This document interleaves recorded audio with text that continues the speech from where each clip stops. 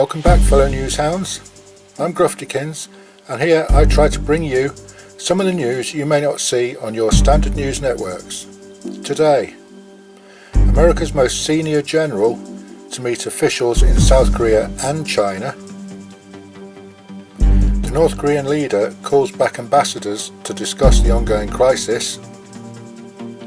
And US citizens warned to avoid large-scale anti-US demonstrations in South Korea's capital. The chairman of the US Joint Chiefs of Staff, General Joseph Dunford, has travelled to South Korea to meet President Moon and various defence officials. This comes just days after President Donald Trump issued his statement regarding North Korea, saying that military options were locked and loaded.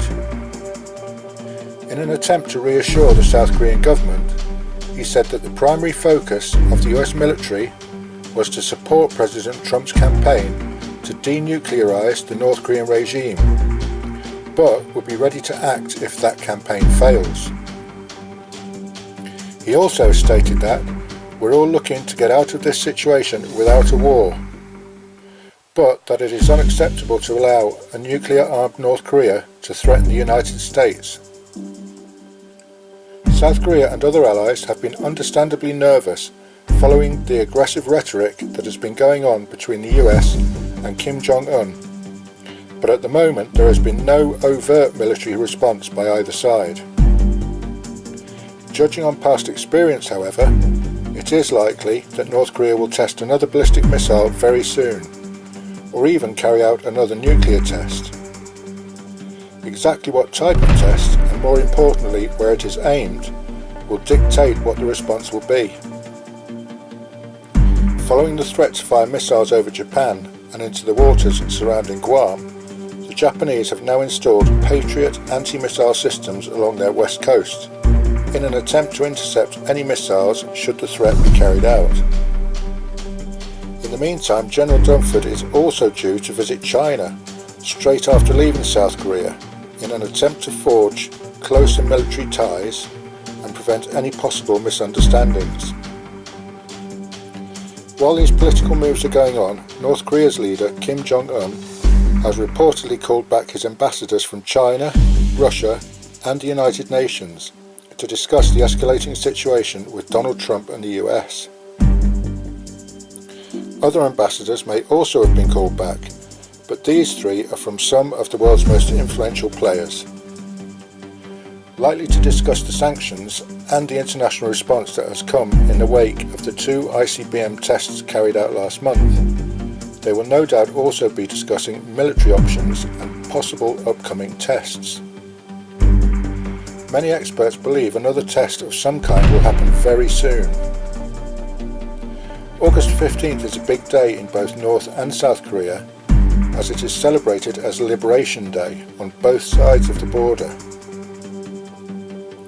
After the whole Korean peninsula was liberated by the Allies at the end of World War II in 1945, independent Korean governments were created 3 years later, on August 15th, 1948.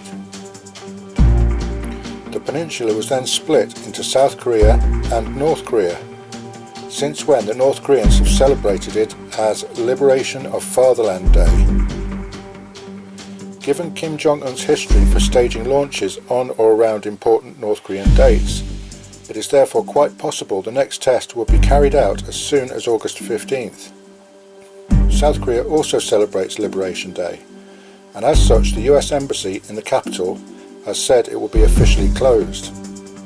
However, they have also issued a warning to all US citizens about a large anti-US demonstration.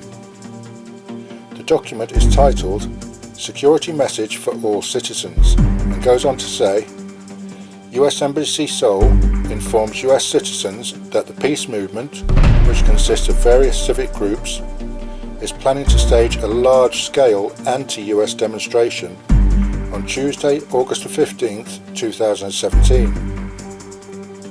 I won't read it all, but it ends with the paragraph, US citizens are advised to avoid areas where demonstrations are taking place and exercise caution in the vicinity of any large gatherings, protests or demonstrations.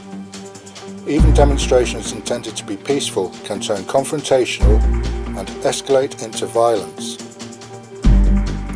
This is not the first time there have been demonstrations against the US. Earlier this year, cars were used to try and stop oil trucks from reaching the area where the American THAAD anti-missile system had been located near the border.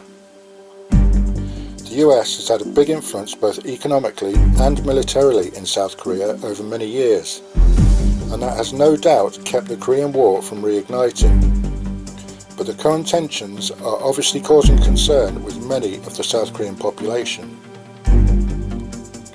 I will try to keep you informed about this and other hotspot news from around the globe, so hit that subscribe button for further updates. And don't forget, the world is watching, so please be kind to each other.